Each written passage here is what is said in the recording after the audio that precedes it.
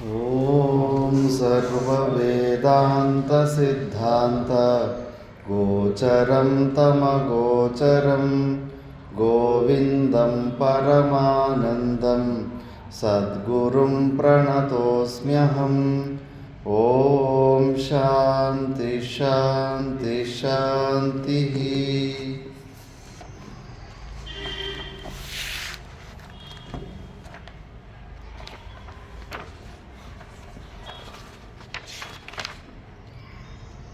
ನಾಲ್ಕುನೂರ 8ರಿಂದ 418.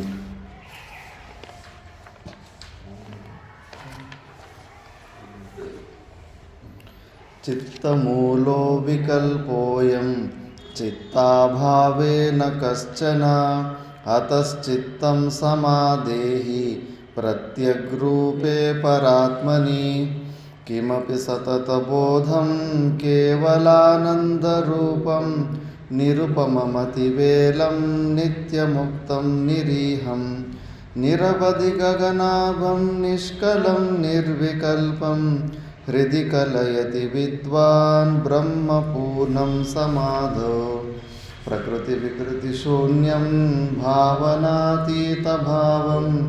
ಸಮರಸಮ ಸಮಾನಂ ಮಾನಸಂಬಂಧ ದೂರಂ ನಿಗಮವಚನ ಸಿದ್ಧಂ ನಿತ್ಯಮಸ್ಮತ್ಪ್ರಸಿದ್ಧಂ ಹೃದಿ ಕಲಯತಿ ವಿದ್ವಾನ್ ಬ್ರಹ್ಮಪೂರ್ಣಂ ಸಮಾಧೋ ಅಜರಮಮರಮಸ್ಮಾತ್ ಅಜರಮಮರಮಸ್ತಾಭಾಸವಸ್ತುಸ್ವರೂಪಂ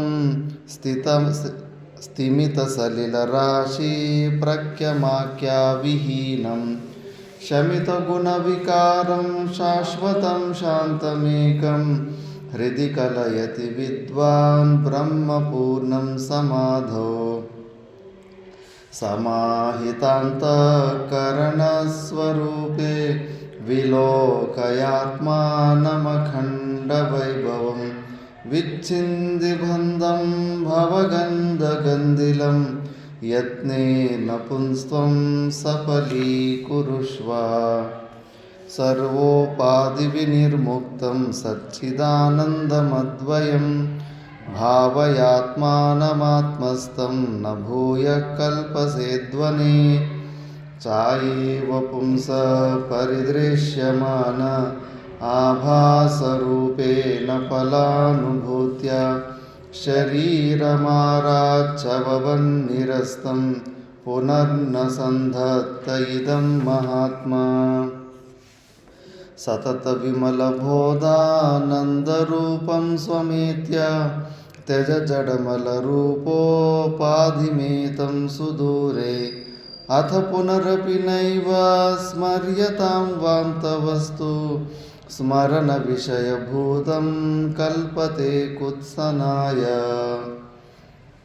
ಸಮೂಲಮೇತತ್ ಪರಿದಹ್ಯವಹ್ನೌ ಸದಾತ್ಮನಿ ಬ್ರಹ್ಮಣಿ ನಿರ್ವಿಕಲ್ಪೆ ತತಸ್ವಯಂ ನಿತ್ಯವಿಶುದ್ಧಬೋಧ ನಂದಾತ್ಮನಾ ತಿಷ್ಠತಿ ವೇದ್ವರಿಷ್ಠಃ ಪ್ರಾರಬ್ಧಸೂತ್ರಗ್ರಥಿತಂ ಶರೀರಂ ಪ್ರಯಾತು ವಾ ತಿಷ್ಠತು ಗೋರಿವಸ್ರಗ್ ನ ತತ್ಪುನಃ ಪಶ್ಯತಿ ತತ್ವವೇತ ನಂದಾತ್ಮನಾ ಬ್ರಹ್ಮಣಿ ಲೀನವೃತ್ತಿಃ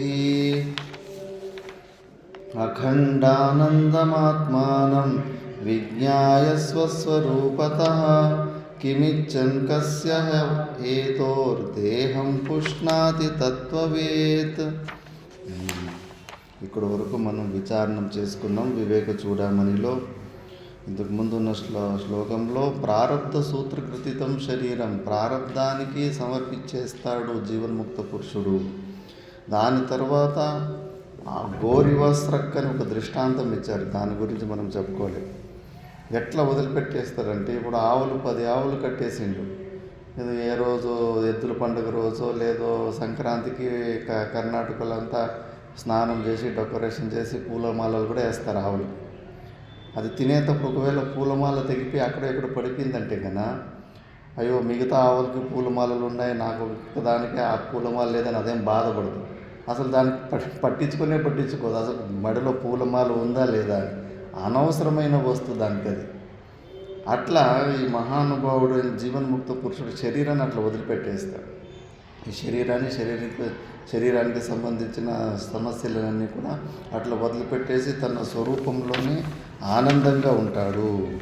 మళ్ళీ సమ్యగ్ విదిత తత్వస్య లక్షణమాహ సంసిద్ధస్య అని దాన్ని బాగా తెలుసుకున్న వ్యక్తి అతని లక్షణాల గురించి ఇప్పుడు స్టార్ట్ చేస్తారు. సంసిద్ధస్య ఫలం త్వేతజ్ జీవన్ముక్తస్య యోగినః బహిరంతః సదానంద రసాస్వాదనమాత్మని. సంసిద్ధస్య ఫలం త్వేతజ్ జీవన్ముక్తస్య యోగినః బహిరంతః సదానంద రసాస్వాదనమాత్మని.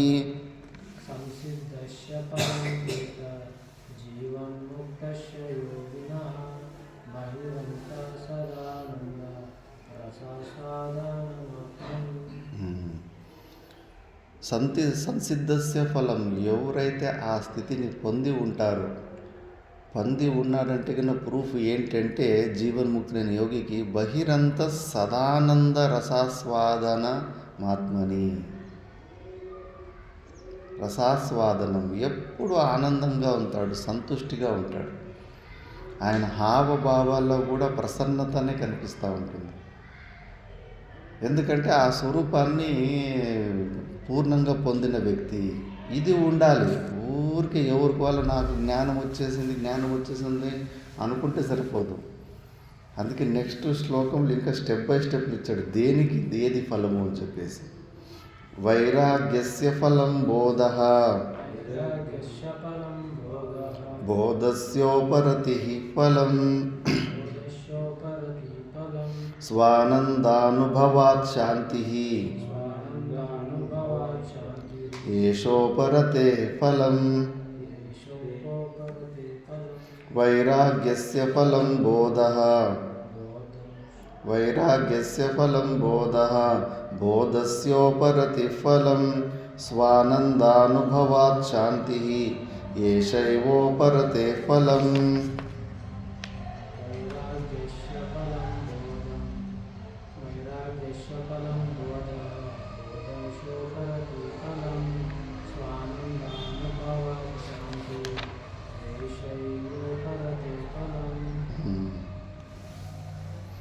వైరాగ్యస్య ఫలం, ఎవరికన్నా వైరాగ్యం బాగా పండింది అంటే కన్నా వాడికి బోధ, ఈ జ్ఞానం వైపు రావాలి మనసు. శ్రవణ మన నిధి ధ్యాసనాల్లో అత్యంత రుచి కలిగి వాడికి ఆత్మజ్ఞానం కలగాలి. సంపూర్ణమైన వైరాగ్యం కలిగిన వానికి జ్ఞానం కలుగుతుంది. అంటే ఫస్ట్ పరోక్ష జ్ఞానమే కలుగుతుంది. ఆ పరోక్ష జ్ఞానంలోనే బోధస్య ఉపరతి ఫలం. ఆ బోధం, ఆ జ్ఞానము మళ్ళీ ఏం చేస్తుందంటే కానీ మళ్ళీ ఉపరతి అంటే కానీ కంప్లీట్ డిటాచ్మెంట్. వైరాగ్యంలో కొద్దిగా ఛాన్సెస్ మళ్ళీ బయటికి వెళ్ళే ఛాన్సెస్ ఉండేలాంటి మనస్తత్వం ఉంటుంది. కానీ ఉపరతి అంటే కానీ కంప్లీట్ మళ్ళీ ఇంకా ఈ అనిత్యమైన వస్తువులు, ప్రాపంచికల వస్తువుల మీద అతని మనసు పోదు. ఎవరికైనా అంటే సాధకుడిలో జ్ఞానము రోజు రోజుకి సాధన చేస్తున్నాడంటే గురువులకి తెలిసిపోతుంది. గురువులకి ఏమి సాధు సమాజంలో దాన్నే చూస్తుంటాడు. రోజు రోజుకి వాడి వైరాగ్యం పెరుగుతుందా లేదా ఇంకా వస్తువులు ఎక్కువ అవసరమవుతున్నాయా, ఎక్కువ వస్తువులు, కంఫర్ట్స్ ఇవి పెంచుకుంటూ పోతున్నాడా లేదా ఒక్కొక్కటే వదులుకుంటూ పోతున్నాడా, వైరాగ్యం వైపు అడిగేస్తున్నాడు. వైరాగ్యం పెరుగుతూ ఉంది అంటేనే అక్కడ తనకు జ్ఞానం ఫలించింది అని చెప్పేసి. స్వానందానుభవాత్ శాంతి, స్వ ఆనంద అనుభవాత్, మనలో ఉన్న ఆనందాన్ని ఎప్పటి వరకు సవి చూడమో అప్పటి వరకు అశాంతి ఉంటుంది. ఎందుకంటే మన స్వభావమే పూర్ణానందం. అది మనం తెలుసుకోవాలి. మనం స్వభావంలోకి మనం పూర్ణంగా దాన్ని పొందే వరకు మనకు మనశ్శాంతి ఉండదు. అందుకే నేను ప్రతి ప్రవచనంలో ఎక్కడ పైన కూడా దీన్నే ఎత్తి చూపిస్తూ ఉంటాను. నాయన ఆ బ్రహ్మస్తంభ పర్యంతై సర్వే ప్రాణిభి సుఖస్య ప్రవృత్తిరస్తి దుఃఖస్య నివృత్తిరస్తి స్వరసత ఏవ. బ్రహ్మ నుంచి చీమ వరకు ప్రతి ఒక్క జీవి కూడా సుఖాన్ని పొందాలని, దుఃఖాన్ని తొలగించుకోవాలని స్వాభావికమైన ప్రయత్నాలు ఉన్నాయి. ఎందుకు మనకు ఆ న్యాచురల్ టెండెన్సీ, స్వాభావికమైన అట్లా అటువైపు మనసు తిరుగుతుందంటే, ఎందుకంటే మన స్వభావము పూర్ణానందం. అది తెలుసుకోవాలి. ఆ లక్ష్యాన్ని పొందకుండా మనము ఎంత కాంప్రమైజ్ చేసుకున్నా శాంతిగా కానీ మనం ఉండలేము. అందుకే అలాంటి స్వ ఆనంద అనుభవాత్ శాంతి. నువ్వు ఏ రోజైతే ఆ పరిపూర్ణమైన జ్ఞానాన్ని రుచి చూస్తావో అప్పుడు నీకు ఆ శాంతి లభిస్తుంది. అప్పటి వరకు నువ్వు ఊరికే కూర్చోలో అప్డేట్ కావాలనిపిస్తూనే ఉంటుంది.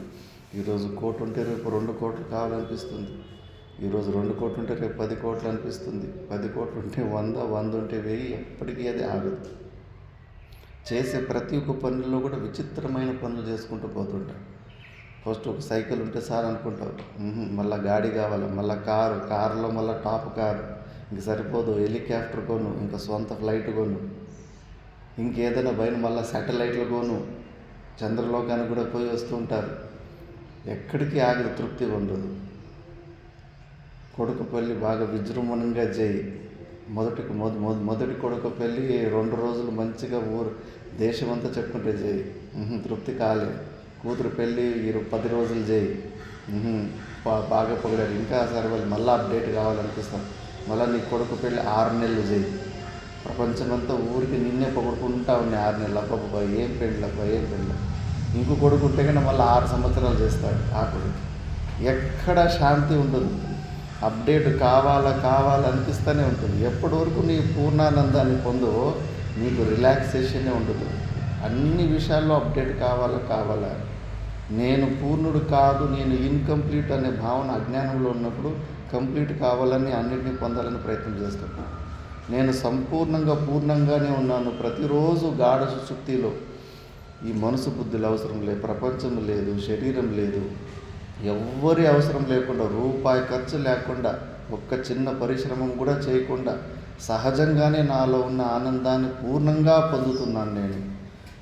నేను పరిపూర్ణమైన ఆనంద స్వరూపాన్ని తెలుసుకున్న వ్యక్తి శాంతిగా ఉంటాడు.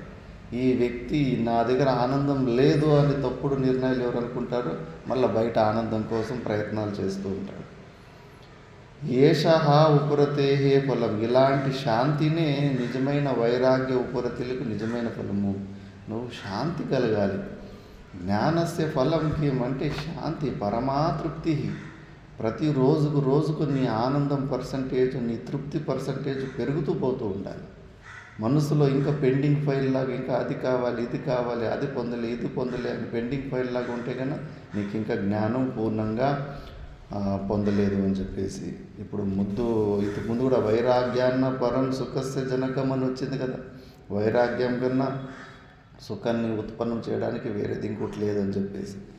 అందుకే ఇలాంటి శాంతిని పొందడానికే మన కబీర్ దోహాలో కూడా కొద్దిగా బాగుంటాయి. ఆయన కొంచెం స్ట్రైట్ పాయింట్కి వచ్చి విచారణ చేస్తాడు. దీన్ని కూడా మనం కొద్దిగా నిధిధ్యాసనాలు విచారణ చేసుకుంటాం. ಇಂತಲ್ಲಿ ನಾನು ನಿನಗೆ ಕನ್ನಡ ಬರೋರು ಕೊಟ್ಟರೆ ನಾನು ವಿಚಿತ್ರ ಇದೆ.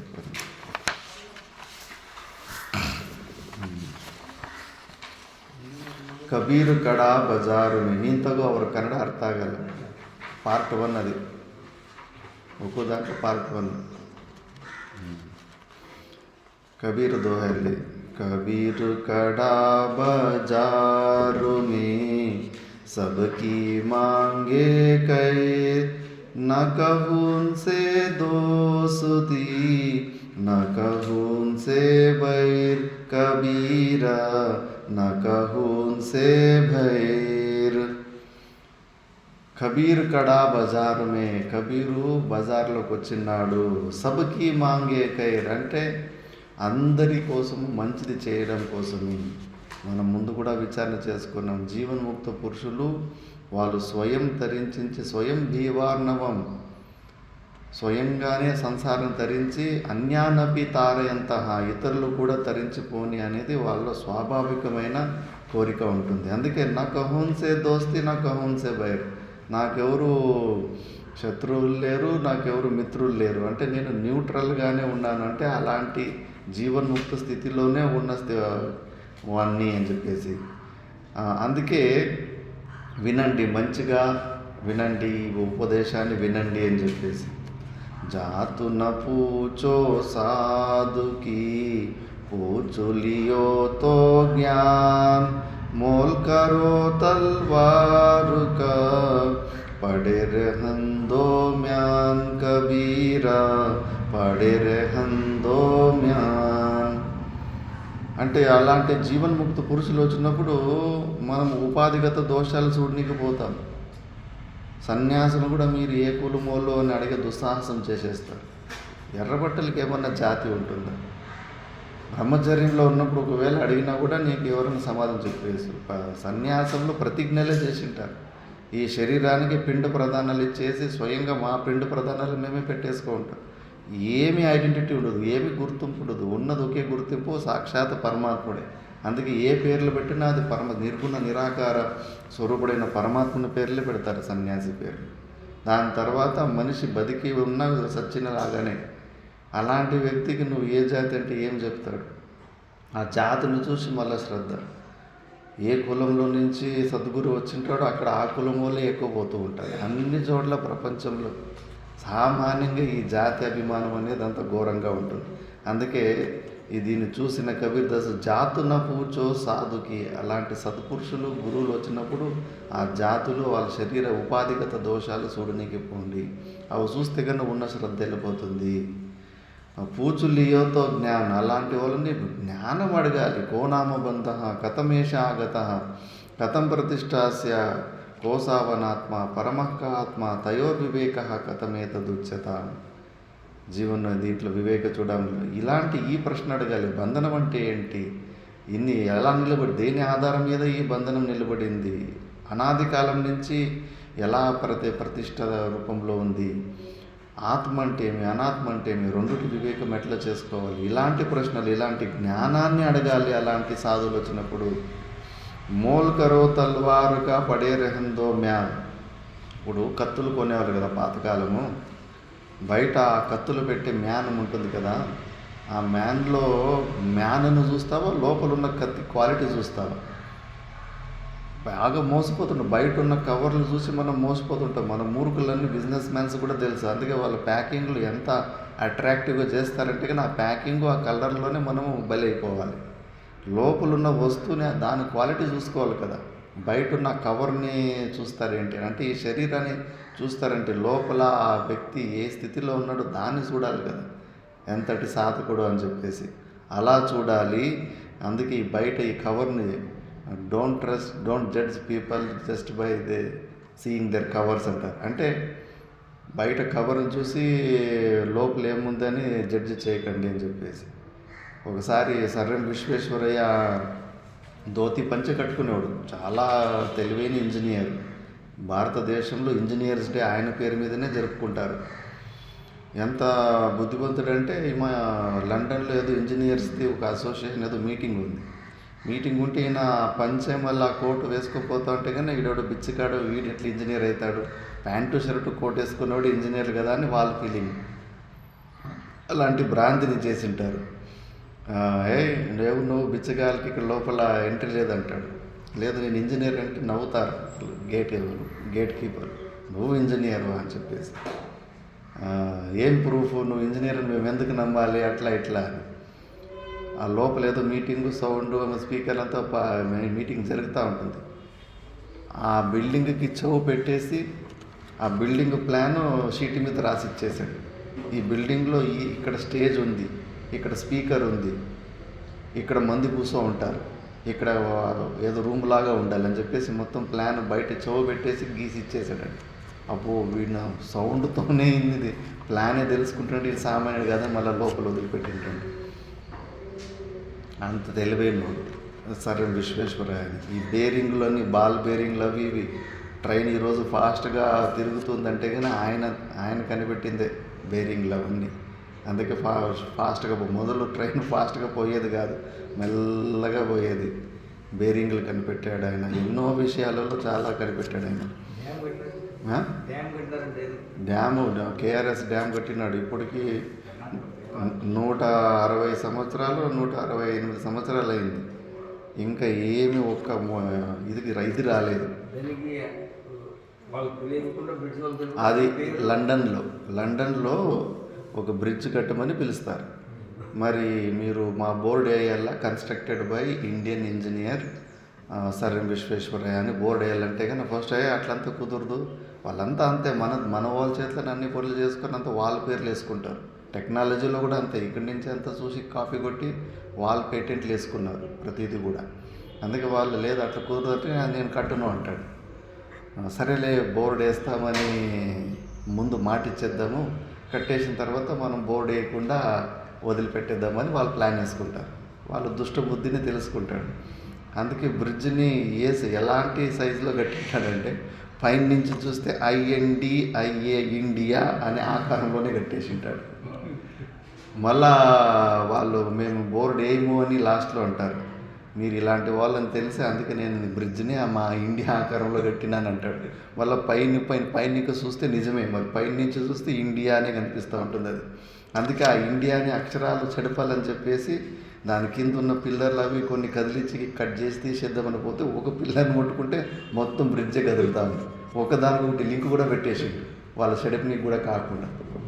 అంత తెలివైనోడు సర్ విశ్వేశ్వరయ్య. మరి ఆయన బయట అలాంటి పనికిరాని బట్టలు వేసుకుంటాడని చెప్పేసి లోపల ఉన్న వ్యక్తిని తక్కువ అందాజ వేస్తే తప్పు కదా. ఇంకా శాస్త్రంలో చెప్తుంది, నదిల మూలాలని ఋషుల మూలాలని చూసి తక్కువ అంచనా వేయకూడదని.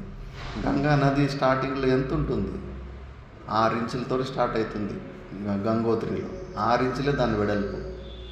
అక్కడ గంగా సాగరంలో కోల్కతాలో చేరుకుంటూ కొన్ని చోట్ల 20 కిలోమీటర్లు వెడల్పు ఉంది కొన్ని చోట్ల. అక్కడ ఉంది ఇదేమో తొక్కలో ఒక నది, ఇది ఒక నదినా అని అనిపిస్తుంది అక్కడ చూస్తే గంగోత్రిలో. కింద పోతే బృహత్ అంటే బృహత్ సముద్రంలాగా కనిపిస్తుంది. అలలు వస్తుంటాయి నదిలో, సముద్రంలాగా నదిలో అలలు వస్తూ ఉంటాయి. ఋషులు కూడా అంతే, వాళ్ళు ఏదో తక్కువ పేదరికంలో చిన్న కులంలో అక్కడెక్కడ పుట్టిండొచ్చు, కానీ వాళ్ళు సిద్ధ పురుషులైన ఏ స్థితిలో జీవన్ముక్త పురుషులు అయి ఉంటే కన్నా వాళ్ళని మనము వాడు అక్కడ చూసినాం కదా అని చెప్పేసి. అందుకే ఎంత పెద్ద ఫేమస్ గురువులైనా కూడా వాళ్ళు పుట్టిన ఊర్లో వాళ్ళకి ఎక్కువ యాక్సెప్టెన్స్ ఉండదు. ఆయన జీసస్ కూడా అంతే, ఆయన పెద్ద సద్గురు అయిన తర్వాత చుట్టూ అంతా బాగా భక్తులు వాళ్ళు ఎక్కువ ఉంటారు. వాళ్ళ ఊరికి ఒకసారి పోతే కానీ అక్కడ కార్పెంటర్ కొడుకే ఉంటాడు. వీడులే మాకు తెలుసులే మా కార్పెంటర్ కొడుకులే అని అక్కడ ఎవరు దానికి ఆదరభావమే లేదు, ఎందుకంటే చిన్నప్పటి నుంచి చూసింటారు కాబట్టి. అందుకే అట్లా నదీల మూలాలు ఋషుల మూలాలు చూసి తక్కువ అంచనా వేయకూడదు, లోపలున్న ఆ వ్యక్తిని తెలుసుకోవాలి అని చెప్పేసి ఈ శ్లోకంలో చెప్తున్నాడు, ఈ దోహాలో. మళ్ళా కొంతమంది ఊరికి పెద్దవాళ్ళు గొప్పవాళ్ళు అయిపోతుంటారు కానీ దేనికి పనికిరాదు. మనం కూడా అలాంటి మూర్ఖుల్ని ఎక్కువ స్తుతిస్తూ ఉంటాం, వాళ్ళ గురించి మాట్లాడుకుంటూ ఉంటాం, ఏమీ ప్రయోజనం ఉండదు. బడా హువా తో క్యా హువా జైసే పేడు ఖజూర్ పంతి కో ఛాయా నహీ ఫల్ లాగే అతి దూర్ కబీరా ఫల్ లాగే అతి దూర్. బడా హువాతో క్యా హో, ఎంత పెద్దోడు అయితే ఏమి ప్రయోజనం.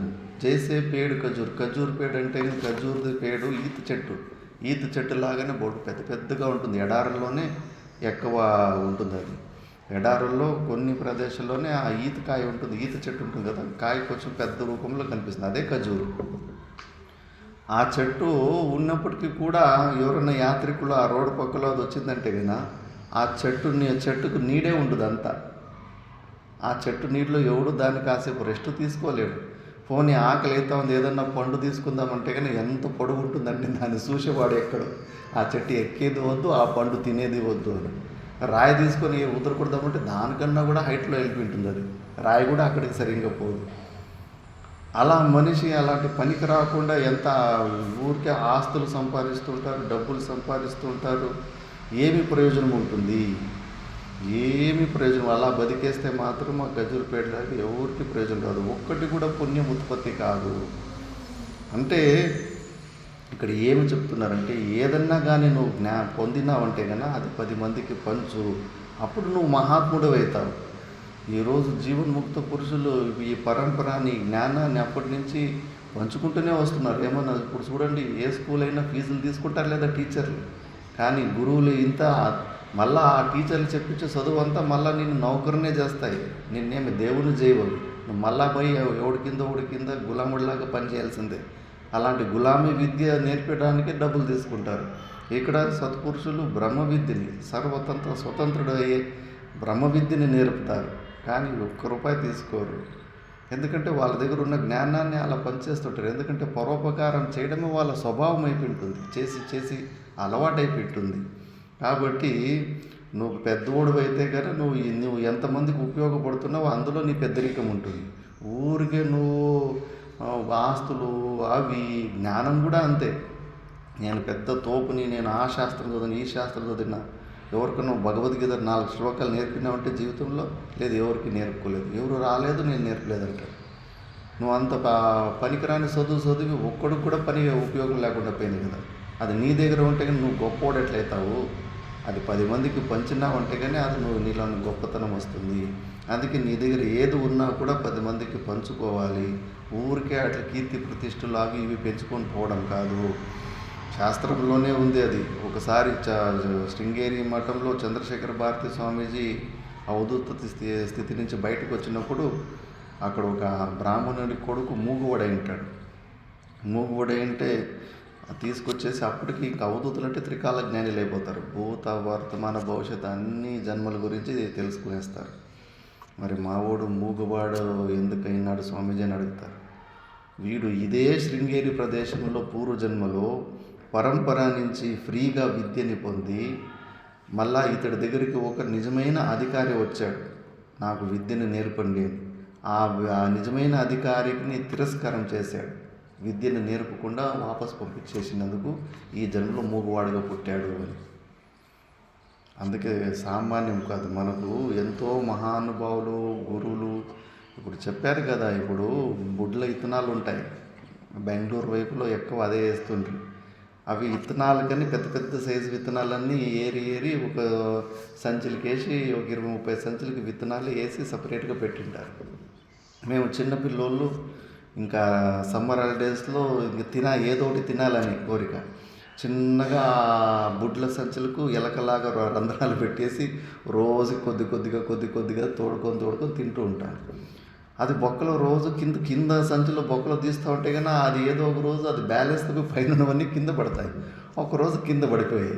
తీసుకొని సగం సంచి తినేసాం మేము. సగం సంచి తినేస్తే కానీ మళ్ళీ అది బస్తాలన్నీ కింద పడిపోయిన తర్వాత ఎందుకు పడ్డాయని చూస్తే కానీ బొక్కలు చూసాం. ఒక 6-7 బొక్కలు పెట్టేసింటివి కింద. మళ్ళీ ఆ రోజు విత్తనాలు తింటారని అందరినీ కొట్టారు మమ్మల్ని. అంటే అవి నెక్స్ట్ సీజన్కి ఆ విత్తనాలు ఉంటేనే నెక్స్ట్ పంట వస్తుంది. అందుకే దాన్ని వండుకోవడానికి కూడా వాడరు. అలాంటి విత్తనాన్ని నువ్వు తినేసి నష్టం చేసేస్తే నీకు దోషం వస్తుంది కదా. అలాగే నీ దగ్గర ఏ జ్ఞానాన్ని నీకు తాత ముత్తాల నుంచి గురువుల నుంచి ఏ జ్ఞానాన్ని నీకు అందించారో నువ్వు నెక్స్ట్ జనరేషన్కి దాన్ని అందియాలి కదా. అప్పుడు నువ్వు దాన్ని పరంపర రుణము, ఋషి రుణము, దేవ రుణము ఇవన్నీ రుణాల నుంచి బయటకు వస్తావు. అలాంటి జీవితం ఉండాలి కానీ మరీ స్వార్థం లాంటి జీవితం ఉండద్దు. భగవద్గీతలో 2-3 ప్లేస్లు బాగా కంపేర్ చేసి మరి చెప్పాడు. అన్నీ వదిలిపెట్టేసి సమాధి స్థితిలో అభ్యాసం చేసుకొని నిరాకార పరమాత్మని గుహల్లో కూర్చొని శరీరాన్ని వదిలిపెట్టుకొని ఆ స్థితిని పొందొచ్చు. తప్పకుండా మళ్ళీ ఆయన పునర్జన్మకు రాకుండా ఉంటాడు. అలాంటి యోగి గురించి నువ్వు మాట్లాడాడు. మళ్ళీ ఇంకొకడు నిష్కామ కర్మయోగము చేసి భక్తి ఉపాసనలు చేసి ఆ నిష్కామ కర్మయోగం ఈశ్వరార్పణ బుద్ధిటి చేసి పరోపకారం పుణ్యకర్మలు 10 మందికి సహాయం చేసుకుంటూ తనకు అందిన జ్ఞానాన్ని ఆ కర్మలను చేస్తూ కర్మఫల త్యాగాన్ని వదిలిపెట్టి కర్మఫల రిజల్ట్ను వదిలిపెట్టేసి ఎవరు నా ఈశ్వరార్పణ డ్యూటీ ఓరియంటెడ్గా చేస్తూ ఉంటాడో అలాంటి జ్ఞానిని నాకు చాలా ఇష్టమని చెప్పారు. భగవంతునికి ఎందుకండి మనం ఏమైనా డబ్బులు ఇచ్చామా? ఎందుకు చెప్పాలి ఇవన్నీ? భగవద్గీత ఇవన్నీ మనకి ఎందుకు ఇవ్వాల్సి ఉంటుంది? తను కూడా సైలెంట్కి పోయి గుహలో కూర్చొని మోక్షాన్ని పొందేసిట్టు అయిపోయేది కదా. ఎవరికి మనకి ఎందుకు ఇవ్వాల్సి ఉంటే భగవద్గీత అని? మరి భగవంతుడు దాన్ని ఆచరించి చూపించాడు. అలా ఉంటేనే ధర్మం నిలబడుతుంది. కాబట్టి ఆ స్వార్థాన్ని వదిలిపెట్టేసి, నేను ఒక్కడే ఉద్ధారం కావాలనే స్వార్థాన్ని వదిలిపెట్టేసి భగవంతుడు నడుచుకొని పోయిన మార్గాన్ని అనుసరించి ఆయన ఆచరించి చెప్పాడు. కాబట్టి నా త్రిషు లోకేషు నమే విద్యతి కించన, ఏ కర్తవ్యము కూడా నాకు లేదు కంపల్సరీగా ఇది చేయాలి అది చేయాలి, అయినా కూడా ఇవన్నీ నేను చేస్తున్నాను. ఎందుకంటే రేపు నన్ను ఆదర్శంగా చూసుకొని వీళ్ళు ఫాలో అవుతారని. కాబట్టి ఆయన ఆచరించి పరోపకారము లోక సంగ్రహార్థము అలాంటి పనులు చేశాడు. అందుకే నీ జీవితం కూడా అలా 10 మందికి ఉపయోగపడాలి. అలాంటి జీవితం గడిపితే కనుక నువ్వు మిగతా వాళ్ళకన్నా నువ్వు గొప్పవాడవుతావు, లేదంటే కనుక వేస్టే అని. మళ్ళీ ఇంకోటి, పూజలు, నిష్కామ కర్మయోగము ఇవన్నీ కూడా భగవంతుని గురించి సరిగ్గా అవగాహన లేనప్పుడు మూర్తి పూజలు, ఉపాసనలు ఇవన్నీ చేసుకుంటూ ఉండొచ్చు. కానీ అందులో నుంచి ఎదగాలి. అందులో నుంచి నిర్గుణ నిరాకార స్వరూపమైన భగవంతుని నిజమైన డెఫినేషన్ ఏంటి అది తెలుసుకోవాలి. అక్కడే ఆగిపోకూడదు అనే ఉద్దేశంతో అలాంటి వాళ్ళకు నెక్స్ట్ శ్లోకంలో చెప్తున్నారు. పత్తరు పూజే హరి మిలే తో మై పూజు పహాడ్, ఉస్సే తో చక్కి బలి జో పీసే కాయే సంసార్ కబీర, పీసే కాయే సంసార్. పత్తరు పూజేతో హరిమిలే అంటే రాళ్ళను పూజిస్తే ఒకవేళ భగవంతుడు దొరికేటట్టు ఉంటే గన మై పూజు పహాడ్, నేను పెద్ద కొండని పూజ చేస్తాను. మరి చిన్న రాయిని పూజ చేస్తేనే భగవంతుడు దొరకంటే నేను పెద్ద కొండని పూజ చేస్తాను. ఏం తక్కువైతుంది? అందుకే ఉస్సేతో చక్కీ బలి, దానికన్నా నువ్వు పూజ చేసే ఆ రాయి కన్నా పిండి రూపే ఆ చెక్కి అంటారు కదా, దాని ఏమిటి,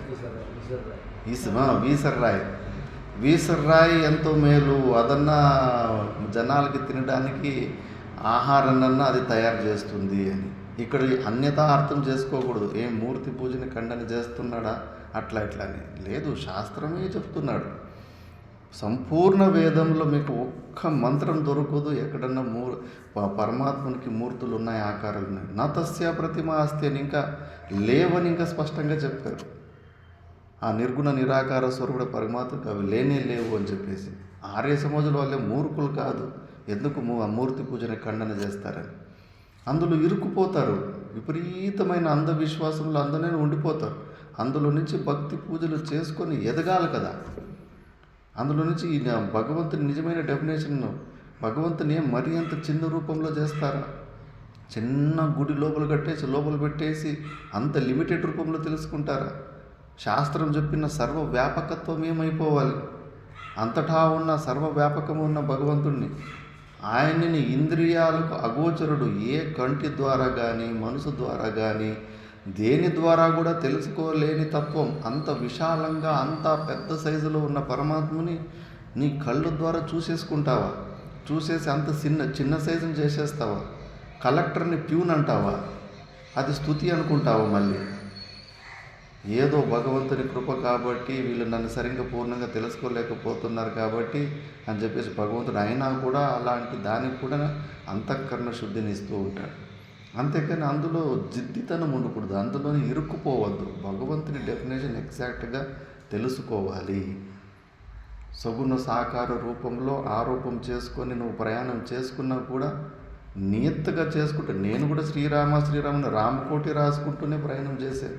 ఇక్కడ దాకా తీసుకురాలేదు భగవంతుడు. నియత్తు ఉండాలి, ఆ జిద్దితనం ఉంటుంది కదా. నేను పట్టుకున్న కుందలకి 3 కాలు, ఎవడు ఏం చెప్పినా నేను ఇంక నమ్మును, ఇదే సత్యం అని. వాళ్ళని ఎవరు మార్చలేడు. జ్ఞానంలో అహంకారం వచ్చేస్తే వాళ్ళకి మందు ఉంటుంది. సరే, నువ్వు ఊహించుకుంటున్నవి అనుకుంటున్నవి కరెక్ట్ అని ఎప్పుడు అనుకోవాలంటే నువ్వు ఈ పూర్ణానందాన్ని పొందుతూ ఉంటే, అంతటి మహతైన ఆనందాన్ని నువ్వు పొందుతున్నావు అంటే నువ్వు ఏ మార్గంలో పోయినా ఆ మార్గం కరెక్ట్ అని అర్థం. మరి నువ్వు అలాంటి పరమానంద స్థితిలో ఉన్నావా? లేదు. అలాంటి స్థితిలో లేకుండా కూడా నువ్వు ఆచరించే మార్గము పద్ధతులు కరెక్ట్ అని అనుకుంటే ఎట్లా? అందుకే అది తప్పు. నువ్వు సరిగ్గా తెలుసుకోవాలి. ఈ రామకృష్ణ పరమహంసులంతటి వారికి కాళికాదేవి ఉపాసన చేసినందుకు లాస్ట్ మూమెంట్లో నిర్వికల్ప సమాధి అభ్యాసం చేతడు అది అడ్డం వచ్చింది. ఆ భావన కత్తి తీసుకొని ఆ దేవిని కత్తిరించాల్సిన పరిస్థితి వచ్చింది అక్కడ భావంలో. ఎందుకంటే అది ఎక్కువ అభ్యాసం చేసుకోవడం వల్ల. అందుకే ఆ భావాన్ని వదిలిపెట్టేసి భగవంతుని యథార్థంగా తెలుసుకునే ప్రయత్నం చేయాలి అనే ఉద్దేశంతోనే చెప్పాడు. అంటే దీన్ని భగవంతుని పూర్ణంగా తెలుసుకో, పరిచ్ఛిన్నంగా లిమిటెడ్ రూపంలో ఎందుకు తెలుసుకుంటావు? దత్తాత్రేయ భగవంతుడు అలాంటి వాడు సారీలు చెప్పినాడు.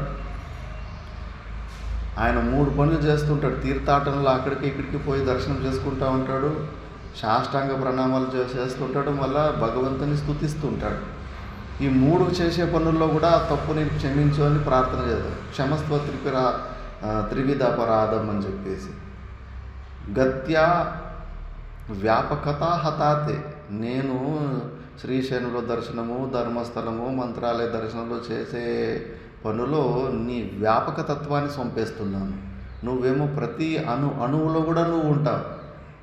అలాంటి మహత్తత్వం నువ్వు, అనంత వైభవం నీది, చెప్పుకో, చాలా పెద్ద స్వరూపాన్ని నువ్వు. అలాంటి ఓని నువ్వు కేవలం శ్రీశైలంలో ఉండేవాడే, మంత్రాలయంలో ఉండేవాడే అని లిమిటెడ్గా, అంటే ఇక్కడి నుంచి ఎక్కడ పోతున్నట్టు ఇక్కడ లేడనే కదా అర్థం. ఇక్కడ భగవంతుడు లేడు, శ్రీశైలంలో భగవంతుడు ఉన్నాడు అని ఇక్కడ లేడని నువ్వు ఇంకా చెప్పేసావు కదా. మరి అది అవమానం చేసావు కదా భగవంతునికి. అందుకే గత్యా నీ వ్యాపకత్వాన్ని చంపేస్తున్నాను భగవంతుడా. మళ్ళా స్తుత్య వాగచో వాగ్ అగోచరత హతాతే, వాగ్ అంటే ఏ ఇంద్రియాలకి అగోచరుడైన పరమాత్మని నేను గోచరం చేసేస్తున్నాను. నా శబ్దాల ద్వారా నువ్వు ఇలాంటి వాడు అలాంటి వాడని స్తుతిచ్చేస్తున్నాను. నువ్వు ఏ ఇంద్రియాలకి నువ్వు దొరకవు, నువ్వు ఇంద్రియాలే నీ నుంచి పనిచేస్తూ ఉంటాయి. నువ్వు అంతటి విశాల స్వరూపానివి. నా వాక్కు ద్వారా నేను వర్ణించడం వల్ల నేను చాలా పరిచిన్న బుద్ధిలోకి లిమిటేషన్కి తీసుకొస్తున్నాను. ఇది నా 2వ అపరాధం అని. మళ్ళా నమస్కృత్య అద్వైతత హతాతే, నేను నమస్కారం చేయడం వల్ల ఇంకా నేను వేరు పరమాత్ముడు వేరు అనే భేదబుద్ధి ఉండే ఉంటుంది కదా.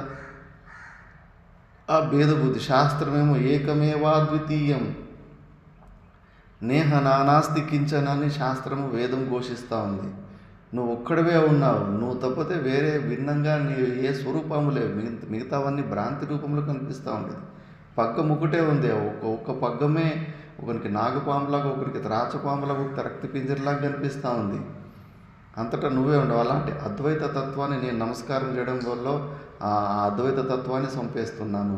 కాబట్టి ఈ 3 దోషాలు ఎప్పుడు నాలో జరుగుతూ ఉంటాయి, తెలుసో తెలియకో నన్ను క్షమించు పరమాత్మ అని పశ్చాత్తాపడతాడు.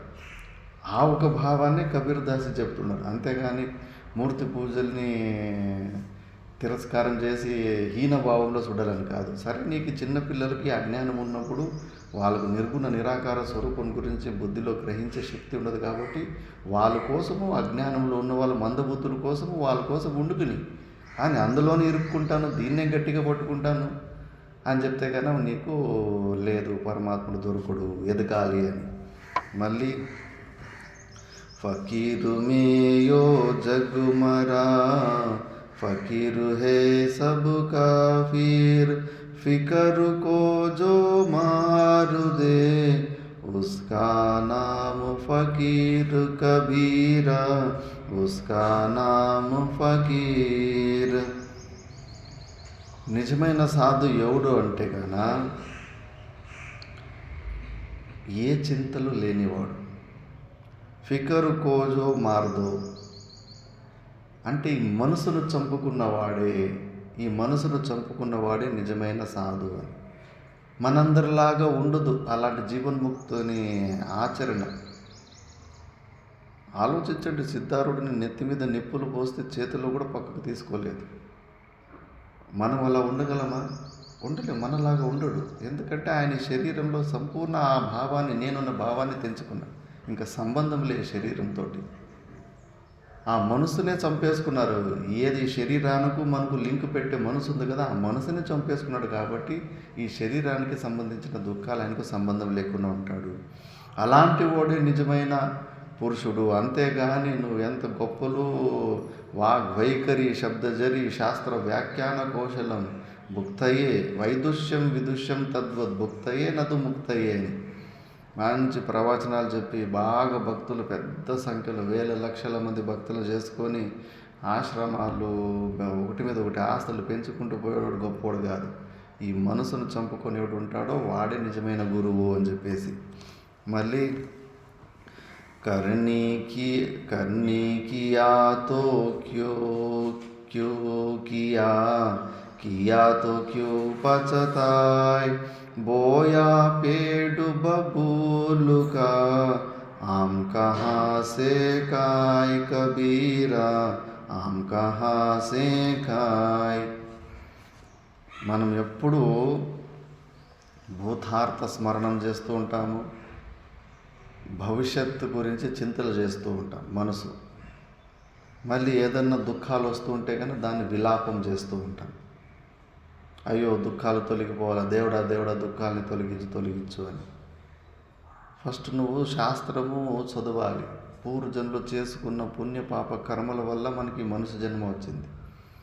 శుభైరాప్నోతి దేవత్వం నిషిద్ధైరాప్నోతి నారకీంతనం పుణ్య పాపాభ్యముభాభ్యం మానుషం లభతే అవశః. ఎక్కువ పుణ్యం చేసుకుంటే స్వర్గంలో ఉండేవాళ్ళం, ఎక్కువ పాపం చేసుకుంటే నరకంలో ఉండేవాళ్ళం. రెండు మిక్స్ ఉన్నప్పుడే భూలోకానికి వచ్చాము. దీన్ని స్పష్టంగా తెలుసుకోవాలి. ఆ సుఖము, ఆ పుణ్యం ఫలము సుఖము కొద్దిగా దొరుకుతూ ఉంటుంది. ఎక్కువ నిద్రలోనే లేచినప్పుడు కొద్దిగా ఆనందమయ్యే కోసం, ఇష్టమైన వస్తువు గుర్తుకొచ్చినప్పుడు ప్రియా అనే వృత్తితోటి ఒక ఎగ్జైట్మెంట్, ఇష్టమైన వస్తువు ఎదురుగా దొరికినప్పుడు ఆ ఎగ్జైట్మెంట్ లెవెల్ పెరుగుతుంది. మోద, మళ్ళీ ప్రమోద అంటే ఆ వస్తువుని అనుభవించేటప్పుడు. ఇలా జాగ్రత్త అవస్థలో ప్రియ, మోద, ప్రమోద అని 3 వృత్తుల ద్వారా కొద్దిగా పుణ్యం ఫలము అప్పుడప్పుడు వ్యక్తమవుతూ ఉంటుంది. ఎక్కువ రాత్రిపూట్ల సుషుప్తి అవస్థలోనే ఆ పుణ్యఫలము ఆనందమయ కోశం. మిగతాదంతా దుఃఖం అంటే పూర్వంలో చేసుకున్న పాపం ఒక ఫలము దుఃఖం వస్తూ ఉంటుంది. ఇది అన్అవాయిడబుల్. ఈ ప్లాట్ఫామే అలాంటిది. ఎవడన్నా నరకానికి పోయి సుఖమైన జీవితం గడపాలంటే మూర్ఖుడనము మనము. సుఖమైన జీవితం అంటే స్వర్గానికి పోవాలి కదా. మళ్ళీ ఈ భూలోకానికి వచ్చేసి నేను 100% సుఖంగా ఉండాలంటే వాడు మూర్ఖుడే, మహామూర్ఖుడే. అది ఎప్పటికీ దొరకదు, లేనే లేదు. ఇది అలాంటి ప్లాట్ఫామ్ కాదు. ఇది మోక్షాన్ని పొందడానికి తయారు చేసిన ప్లాట్ఫామ్ ఇది. మరి మనము చేసుకున్న పాపాలకు నిమిత్తంగానే మనకు దుఃఖాలు వస్తూ ఉంటాయి. ముందు కూడా మనం బాగా విచారణ చేసుకున్నాం. ఆది దైవిక, ఆది భౌతిక, ఆధ్యాత్మిక అని 3 ప్రకారాల దుఃఖాలు ఉంటాయి మనకు. ఆది దైవిక అంటే ప్రళయాలు, భూకంపాలు, నదులు, వరదలు రావడము. వాటి వల్ల మనకి ఏం ఇబ్బంది ఉంది? ఎప్పుడో ఎవరో నది ఒడ్డులో ఉన్న వాళ్ళకి భూకంపాలు, జపాన్లో ఉన్న భూకంపాలు ఎక్కువ వచ్చే ప్రదేశంలో ఉన్న వాళ్ళకి ఇబ్బంది ఉంటుంది. మరి ఆది భౌతిక అంటే ఇతర జీవరాశుల నుంచి ఇబ్బంది. మనకు మహా అంటే దోమల నుంచి ఇబ్బంది ఉంది. పులులు లేవు, సింహాలు లేవు, అవన్నీ అడవిలో జీవించే వాళ్ళకి ఇబ్బంది ఉంటుంది. ఇంకా ఆధ్యాత్మిక అంటే ఈ శరీరంలో ఉన్న దుఃఖాలు మనకి వస్తూ ఉంటాయి. అది ఎట్లా? ముఖ్యంగా అనారోగ్యం అవి వాటి వల్ల మనకేం ఎక్కువ దుఃఖం కాదు, కొద్దిగా దుఃఖం అవుతుంది. కానీ ముఖ్యంగా బయట నుంచి ఎవరన్నా వ్యక్తులు మనసా వాచా కర్మన మనకు ఇబ్బందులు పెట్టినప్పుడు విపరీతమైన దుఃఖం వస్తూ ఉంటుంది. మరి ఇవన్నీ కూడా పూర్వజన్మలో మనం చేసుకున్న పాపముఖ ఫలమే. వ్యాధులు కూడా అంతే. పూర్వజన్మ క్రితం పాపం వ్యాధి రూపేణ సంస్థిత. పూర్వజన్మలో చేసుకున్న పాపాలు వ్యాధి రూపంలో వస్తూ ఉంటాయి. ఒక్కొక్కసారి జలుబు వస్తుంది, ఏమి ట్యాబ్లెట్ వేసుకోకుండానే మేలైపోతూ ఉంటుంది. ఒక్కొక్కసారి ఆశ్రమంలో ఉన్న వాళ్ళందరికీ ఒక 5-6 మందికి వచ్చి ఉంటుంది. అందరికీ ఒకే ప్రకారమైన ట్యాబ్లెట్ వేసుకుంటారు. ఒకరికి 1 రోజులో మేలైపోతుంది, ఒకరికి 2 రోజుల్లో మేలైపోతుంది, ఒకసారి నాకు 1 నెల అయినా కూడా మేలు కాదు. అంతా ఒకే ప్రకారమైన భోజనం, ఒకే ప్రకారం ట్యాబ్లెట్ వేసుకున్నా కూడా ఒకరికి 2 రోజులు ఉంటుంది, ఒకరికి నెల రోజులు ఉంటుంది. ఇవన్నీ ఏదో నిమిత్త మాత్రంగా మనము రిపేర్లు చేసుకుంటుంటాం. కానీ ఆ వ్యాధికి మూల కారణము పూర్వజన్మలో చేసిన పాపమే. అది వచ్చిన తర్వాత నీ మందులు పనిచేయవు, నీ డబ్బులు పనిచేయవు, నీ డాక్టర్లు పనిచేయరు. అది ఆ ఇబ్బంది కలిగించాలంటే కలిగించేస్తూ ఉంటుంది అది. మరి అలా ఈ దుఃఖం వస్తుంటాయి. మళ్ళీ మనం పూర్వజన్మలో ఎవరినో చుచ్చే మాట అని వింటాము, వాడు చుచ్చే మాట అని వింటాడు. మన పూర్వజన్మలో మనసుతోటి ఎవరినైనా బాగా తిట్టుకుంటా ఉంటాం, వాడు ఈసారి మనకు మనసుతోటి తిట్టుకుంటూ ఉంటాడు. వాడు అక్కడ తిట్టుకుంటా ఉంటే మనకి ఇక్కడ వాడి మీద కోపం వస్తూ ఉంటుంది. మనము అన్కంఫర్టబుల్గా ఉంటాం. మళ్ళీ పూర్వజన్మలో ఎవరినో మనం కొట్టింటామో చేతులు కాళ్ళతోటి, ఈ జన్మలో ఎవరో మనల్ని చేతులు కాళ్ళతోటి కొడుతూ ఉంటారు. పూర్వజన్మలో ఎవరినో మనం మోసం చేసి ఆమర్చింటామో, ఈ జన్మలో వాడు మనకు మోసం చేసేసి డబ్బులో గిబ్బులు ఏదో ముంచేస్తూ ఉంటాడు. కాబట్టి ఇవన్నీ కూడా మనం పూర్వజన్మలో చేసుకున్న పాపం పనులే. మన దుఃఖానికి కారణము మనమే. ఈ విషయాన్ని తెలుసుకొని ఇప్పుడు అందుకే బోయా పేడు బొబ్బులు, నువ్వు తుమ్ము చెట్లు విత్తనాలు వేసేసి అయ్యో ముళ్ళు చెట్టు పెరిగేసింది, ఆ ముళ్ళుల కింద రాలుతున్నాయి, రోజు నాకు కాలు గుచ్చుకుంటున్నాయి, ఇందులో మామిడి పండు ఎందుకు రాలేదు అని ఆమె కహాసేం తప్పి వేసింది తుమ్ము చెట్టు విత్తనాలు, చేసింది పాపం పనులు, ఎక్స్పెక్ట్ చేసేది పుణ్యం ఎక్కడి నుంచి వస్తుంది? ఈ జన్మలోనే చూసుకోండి. ఎవరన్నా జీవితాల్లో పుణ్యఫలం ఎక్కడన్నా చేసుకుంటున్నారా? శాస్త్రంలో నియమం ఉంది. నువ్వు సంపాదన చేయడంలో దశమ భాగం కాదు, 6 భాగాల్లో 1 భాగంలో దోషం ఉంటుంది. ఆ 1 భాగాన్ని దాన ధర్మాలు, యోగ్యమైన పాత్రలకి, సన్యాసులకు కానీ, సద్బ్రాహ్మణులకు కానీ, అంగవికలాంగులకి అంటే నిర్ధనీలకు, వాళ్ళకు ఇలా మంచి కాలము, మంచి దేశము అలాంటివి చూసేసి దాన ధర్మాలు చేస్తూ ఉండాలి. అప్పుడు మిగిలిన డబ్బులతోటి మళ్ళీ నీకు ఏ ప్రకారమైన విఘ్నాలు కాకుండా కొద్దిగా సుఖమైన జీవితం ఉంటుంది. ఆ దోషము ప్రతి ఈ కలియుగంలో చూస్తున్నాం. చాలా తక్కువ మంది ఆ మనసు పుట్టదు కొద్దిగా కూడా. ఎందుకంటే మనసులో ఆల్రెడీ వాడు పెద్ద కోరికలు పెట్టుకున్నాడు. వాడి కోరికలకి వాడికి ఎంత వస్తున్నా వాడికే తక్కువ పడుతూ ఉంటుంది. ఎప్పుడు సచ్చే వరకు తక్కువ పడుతూనే ఉంటుంది. నాకు ఎక్కువ ఉంటే ఇద్దాంలే అని అనుకుంటే కూడా ఎప్పటికీ మనకి ఎక్కువ కాదు. 10 కోట్లు వస్తే కూడా మనకి తక్కువే పడుతూ ఉంటుంది. 50 కోట్లు వచ్చి ఇంకా తక్కువే పడుతూ ఉంటుంది. ఎక్కువైన తర్వాత ఇద్దాంలే అనుకుంటాడు, ఎప్పటికీ ఎక్కువ కాదు. మరి నువ్వు ఏది నీ అహమమ భావాలతోటి స్వార్థం లేని ప్లేస్లో ఒక్క చోటు కూడా నువ్వు ఏమీ చేయలేదు. మరి ఇప్పుడు అలాంటి అదృష్టమైన పుణ్యం నీకు వచ్చేసి కుప్పలు కావాలంటే ఎక్కడి నుంచి వస్తుంది నీకు? నువ్వు భార్య పిల్లలకు ఏమైతే వాళ్ళ కోసం కూడా నువ్వు కష్టపడి ఉంటావు. ఆ కష్టపడింది కూడా అది వ్యర్థం కాదు. పరిశ్రమం ఎవరు ఎక్కడ చేసినా వ్యర్థం కాదు. కానీ అది కూడా పుణ్యాన్ని ఉత్పన్నం చేస్తుంది. కానీ ఆ పుణ్యాన్ని అనుభవించడానికి మళ్ళీ నువ్వు ఆ ఇంటికే రావాలా. అది టైం ఎప్పుడుందో ఏమో తెలియదు. ఈ జన్మకో వచ్చే కల్పానికో కూడా తెలియదు. అది ఎలాంటంటే ఇరుక్కుపోయిన డిపాజిట్ అది. ఇది స్వార్థం, అహమమ భావాలు లేని చోట సత్పురుషులకి అక్కడ ఇక్కడ దానం చేసేది ఏదైతే ఉంటుందో అది యూనివర్సల్ కరెన్సీ ఉన్నట్టు. నువ్వు ఏ జన్మకు పోయినా ఎక్కడికి పోయినా కూడా అది నిన్ను కాపాడుతూనే ఉంటుంది. నేను చెప్పాను కదా, అస్సాంలో నిగమానంద సరస్వతి శిష్యులు, మా సత్పురుషుడు ఉంటాడు, ఆయన శిష్యులు ఇద్దరు ఒకే ఊరు నుంచి వస్తుంటారు. చిన్నప్పటి నుంచి ఒకే ఏజ్ అంతా పెరిగింటారు. ఇద్దరు గురుగారి దగ్గర దీక్ష తీసుకుంటారు. ఇద్దరు ఒకే ప్రకారమైన వ్యాపారాలు చేసుకున్నా ఒకటికి మాత్రము విపరీతమైన లాభాలు వచ్చి సక్సెస్ అవుతూ ఉంటుంది, ఇంకోనికి మాత్రము ఫెయిల్యూర్ అవుతూ ఉంటుంది. ఆ ఫెయిల్యూర్ అయినవాడు, లాస్ వచ్చినవాడు పోయిసి, గురుగారు మరి మేమిద్దరూ ఒకే ఊరిలో పుట్టాము, ఇద్దరిది ఒకటే వయసు, ఇద్దరూ ఒకే రకంలో కష్టపడుతున్నాం, కాకపోతే వాడికంతా సక్సెస్ అన్నీ జరుగుతున్నాయి, నాకు మాత్రం అన్నీ ఫెయిల్యూర్ అవుతున్నాయి. ఏంటంటే చూడు నాయనా, వాడు 2-3 జన్మల ముందు పలానా ఊర్లో ఒక బావి తోడిచ్చాడు. దానికి మంచిగా చుట్టూ కట్టరవుతూ కట్టించేసి నీళ్లు చేదుకోవడానికి అన్నీ రెడీ చేసి పెట్టిండు. ఆ బావి ఇప్పుడు కూడా ఉంది. ఇప్పుడు కూడా ఆ బావిలో నుంచి ఊర్లో ఉన్న వాళ్ళంతా ఆ పశువులకి నీళ్ళు తాగుతున్నారు. ఊరంతా కూడా తాగడానికి వాడుకుంటున్నారు. ఆ బావి ఎన్ని జన్మల వరకు ఉంటుందో, ఆ బావి నుంచి ఎంత 10 మందికి ఉపయోగపడుతూ ఉంటుందో, ఇతడు ఏ జన్మకు పోయినా ఎక్కడికి పోయినా ఆ పుణ్యఫలం ఇతనికి అలా సక్సెస్ని చూపిస్తూ ఉంటుంది. కాబట్టి ఎప్పుడే కానీ మనకు దుఃఖ నివృత్తి, మనకు సుఖము కావాలంటే పుణ్యము ఫలమే. భగవంతుడు కూడా ఎక్స్ట్రా పైనుంచి ఎట్లా ఇస్తాడు? డబ్బులు పైనుంచి భారతదేశం నోట్ల పైనుంచి వర్షంలాగా కురిపిలేడు కదా. ఇంకో వ్యక్తి నుంచి మనకు ఇప్పియాలి కదా. మరి ఇంకో వ్యక్తి ఎందుకు ఇస్తాడు? మనం అతనికి ఇచ్చి ఉంటే అతను మనకి ఇస్తాడు. భగవంతుడు ఇవ్వాలనుకున్నా కూడా ఇంకో వ్యక్తుల ద్వారానే, బిజినెస్లోనూ ఏదో ఒకటి ఈ నిమిత్తంలోనే ఇవ్వాలి కదా. పైనుంచి వర్షంలాగా కురిపిలేడు కదా. మరి నువ్వు చేసుకున్న పుణ్యం ఉంటేనే ఆ పుణ్యం, లేదా యోగులకు భగవంతుడికి నీ పూర్వజన్మలో ఉన్న పుణ్యాన్ని కూడా కొద్దిగా అక్కడి నుంచి ఇక్కడికి ట్రాన్స్ఫర్ చేసి నీకు ఇప్పించే సామర్థ్యం ఉంటుంది. కానీ అందులో జోక్యం చేసేవారు. కానీ నువ్వు విపరీతంగా మంచి నిజమైన ఉపాసన భక్తి చేస్తే గన ఆ పూర్వజన్మలోనూ పుణ్యాన్ని కొద్దిగా ఇక్కడ ట్రాన్స్ఫర్ చేపిస్తాడు.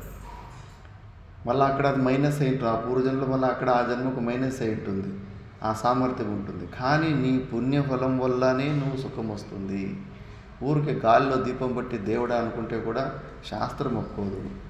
దేవుడు కూడా కర్మ సాపేక్షమే. మనం చేసుకున్న పుణ్యకర్మలకి పాపకర్మకి అనుకూలంగానే ఆయన రిజల్ట్ ఇవ్వగలడు. దానికి అతీతంగా ఇచ్చే సామర్థ్యం ఉన్నప్పటికీ ఆయన ఇవ్వలేడు. అలా ఇచ్చే తత్వం ఉంటే కానీ అందరికీ ఎవరికి కష్టాలే లేకుండా శేషేచ్ఛగా ఉండే కదా. ఆ ఆప్షన్ ఉండింటే కదా మన మీద ఏమన్నా కూల్లా భగవంతునికి.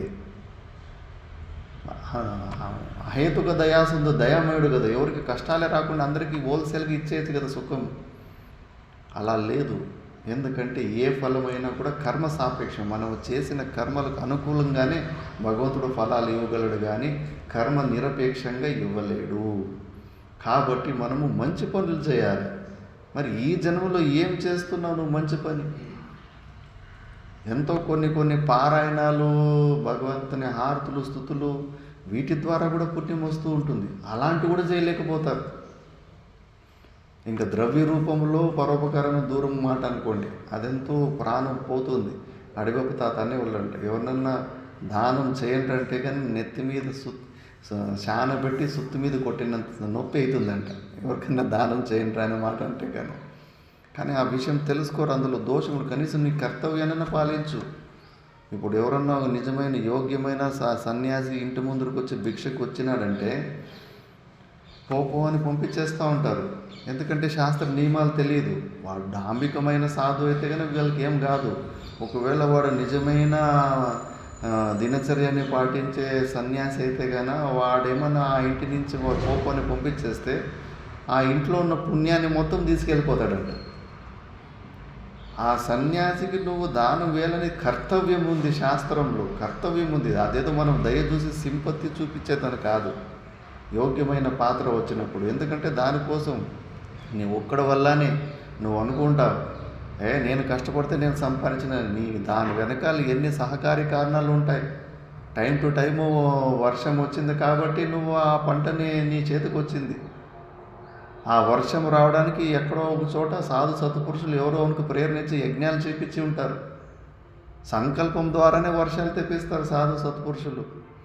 ఎన్ని ఫ్యాక్టర్స్ ఉంటాయి కదా. మనకు ఒక ఏదైనా రిజల్ట్ వస్తూ మన చేతికి దొరికిందంటే దాని వెనకాల ఎంతోమంది సాయం ఉంటుంది. నువ్వు నీ చేన్లో అది అర్థమని ఎర్ర పులుగు మట్టిని తిని వదిలిపెట్టి అది ఎరువు చేసి ఉంటుంది. మరి దానికి డబ్బులు ఇచ్చావు, నువ్వు కూలి ఇచ్చావు దానికి కూలి. నీ పంటలో ఉన్న పురుగుల్ని ఆ పక్షులు అవి పోయి తీసుకొచ్చావు. మందుల అంగడిలో మాత్రం డబ్బులు ఇచ్చి వస్తావు. ఆ పక్షులకి నీ చెట్టు మీద ఉన్న పురుగుని తినిపోయి దానికి ఏమైనా డబ్బులు ఇచ్చావు నువ్వు. అట్లా ఎన్నో వస్తువులు, ఎన్నో జీవులు సహాయం చేస్తే నీ పంట నీ చేతికి వస్తుంది. నీకు అవన్నీ తెలియదు. నీకు చిన్న తెలివి ఉంది కాబట్టి శాస్త్రానికి తెలుసు. ప్రతి ఒక్కదానికి లింక్ ఉంటుంది. శాస్త్రం చెప్పినట్టుగా నీ జీవితం నడుచుకుంటూ పో. ఊరికే సన్యాసులు ఏదో నీ ఇంటి మీద పడి తింటున్నాడని అనుకోకు. వాళ్ళ నుంచి ఇప్పటి వరకు ధర్మము నిలబడి ఉందంటే ఇలాంటి మహాపురుషులు అప్పుడప్పుడు ఇలాంటి జ్ఞానాన్ని బోధిస్తూ పరంపర తర్వాత అందిస్తున్నారు కాబట్టి ఈ ధర్మం ఇప్పటివరకు నిలబడింది. విదేశాల్లో ఎంత పరిస్థితి ఘోరంగా ఉందంటే 22 సంవత్సరాల తర్వాత అమ్మా నాన్నల దగ్గర ఎవరైనా ఉంటే వాడిని వేస్ట్ గాడు అని ముద్ర వస్తుందంట. వాడికి మళ్ళీ ఎవరు పిల్లని ఇవ్వాలని కూడా అనుకోరంట. కుటుంబ వ్యవస్థనే లేదు వాళ్ళకు. అంటే నువ్వు దాని తర్వాత ఎవరికి సపరేట్, అమ్మా నాన్నలు సపరేట్ ఉండాలి, కొడుకులు సపరేట్ ఉండాలి. ఎక్కువ డిపెండెన్సీలోనే బతికేది నేర్పిస్తుంటారు. సంస్కారమే అట్లా. మన భారతదేశంలో అట్లా లేదు కదా. అమ్మా నాన్నలకు వయసు అయిపోయిన తర్వాత కొడుకులు వాళ్ళని చూసుకోవాలి, దగ్గర ఉండి సేవ చేసుకోవాలని. ఆ అమ్మా నాన్నలు వయసు అయిపోయిన తర్వాత భయపడరు, కూర్చుంటే లేవలేని లాంటి స్థితిలో వస్తుంటాయి. మరి అలాంటి సిస్టమ్ ఎవరికి వాడు స్వతంత్రంగా వేరు వెళ్ళిపోతుంటే కన్నా వాళ్ళని ఎవరు చూసుకోవాలి? మన భారతదేశంలో అలాంటి సిస్టమ్ లేకుండా ఇంకా అమ్మా నాన్నలతోటి కలిసి ఎందుకుంటున్నాము? ఆ జ్ఞానం ఇలాంటి సాధు సత్పురుషులు మనకు తరతరాలుగా బోధించుకుంటూ వస్తున్నారు కాబట్టి ఇంకా ఆ ధర్మం నిలబడి ఉంది. మరి అంత పెద్ద కార్యం చేసినోడు అతను ఎవరు మెయింటైన్ చేయాలి? శాస్త్రాలు చదువుకున్నట్టు ఇప్పుడు నేను చదువుకోవాల్సిన శాస్త్రాలు 11 సంవత్సరాలు పట్టింది. అంత కష్టపడి ఆ శాస్త్రాన్ని చదువుకొచ్చి అందరికీ మళ్ళీ ట్రాన్స్ఫర్ చేస్తూ ఉంటే కానీ అతను కూడా బతకాలి కదా.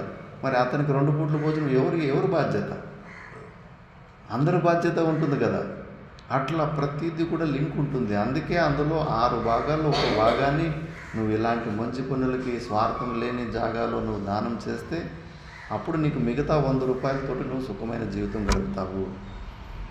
అందుకే నువ్వు మంచి పనులు చేయి, మంచి కర్మలు చేయి. ఊరికే గాలిలో దీపం పెట్టి దేవుడా అంటే ఏమీ ప్రయోజనం లేదు. బ్యాంకులో నువ్వు ముందు ఏమైనా డిపాజిట్ వేసింటే అక్కడ ప్రయత్నాలు చేసి ఉదయం నుంచి సాయంత్రం కూర్చుంటే ఏదన్నా నీది అకౌంట్ ఏదన్నా ఉందంటే వాడు నీకు డ్రా చేసి ఇస్తాడు. నీ అకౌంట్లో ఏమీ డబ్బులు వేయలేదు, ఊరికే వారం రోజులు కూర్చుంటే మాత్రం బ్యాంకు నీకు డబ్బులు ఇస్తాడా? పూర్వజన్మలో పుణ్యకర్మలే ఏమీ చేయలేదంటే కానీ ఇప్పుడు ఊరికే భగవంతుడా కావాలి డబ్బులు కావాలని ఎక్కడి నుంచి ఇస్తాడు? నువ్వు అకౌంట్లో వేసింటే కదా. అసలు నువ్వు అకౌంట్లో ఏదన్నా పుణ్యకరం చేస్తుంటే నువ్వు అడగాల్సిన అవసరం ఏముంది? నువ్వు అడుక్కుండా పోతే భగవంతుడు ఏమైనా దొంగనా? అడిగిన వాళ్ళకి మాత్రం ఇస్తాను, అడుక్కున్న వాళ్ళకి ఇవ్వకుండా పెట్టేసుకుంటానని చెప్పడానికి. నువ్వు పుణ్యకర్మలు చేస్తుంటే నువ్వు అడగకుండానే వస్తుంటుంది. మళ్ళీ అనవసరంగా టైం ఎందుకు వేస్ట్ చేసుకుంటావు? భగవంతుని అడిగే పని ఎందుకు చేసుకుంటున్నావు? అందుకే నువ్వు అలాంటి పుణ్యకర్మలు చేసుకో. తుమ్ము చెట్టుని పెట్టుకొని మామిడి చెట్టు కావాలంటే కుదరదు. అంటే పాపకర్మలు చేసి సుఖంగా జీవితం గడపాలంటే కుదరదు. నీకు సుఖము నువ్వు చేసుకునే పుణ్యకర్మల వల్లనే వస్తూ ఉంటుంది అనే విషయాన్ని ఇక్కడ చెప్తుంటారు. మళ్ళీ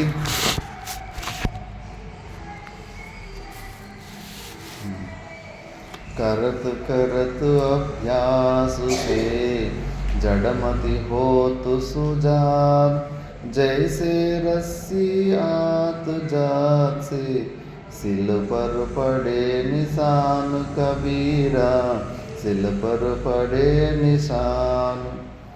మళ్ళీ సాధనలు చేసేటప్పుడు కొంతమంది భయపడిపోతారు.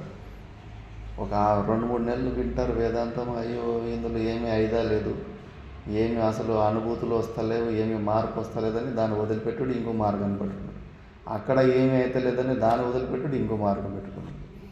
నేనే ఒక 20-25 ఆశ్రమాలు, ఏ ఆశ్రమానికి పోయినా 2-3 నెలలకి ఇక్కడ ఏమి అయ్యేటట్టు లేదు పని అని చెప్పేసి వదిలిపెట్టి వెళ్ళిపోడు.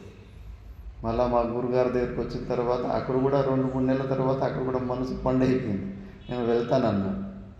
అవును వెళ్తానంటున్నావు, ఏమి కారణం అంటే ఎక్కడ పోయినా నాకు శ్రద్ధ వస్తలేదు, ముఖంగానే చెప్పేసేవాడిని, మీ మీద కూడా నాకు శ్రద్ధ పోయింది అని చెప్పేసి. ఆయన బాధపడలేదు, వీడు మనసులోని మాట యథార్థంగా చెప్పాడని చెప్పేసి.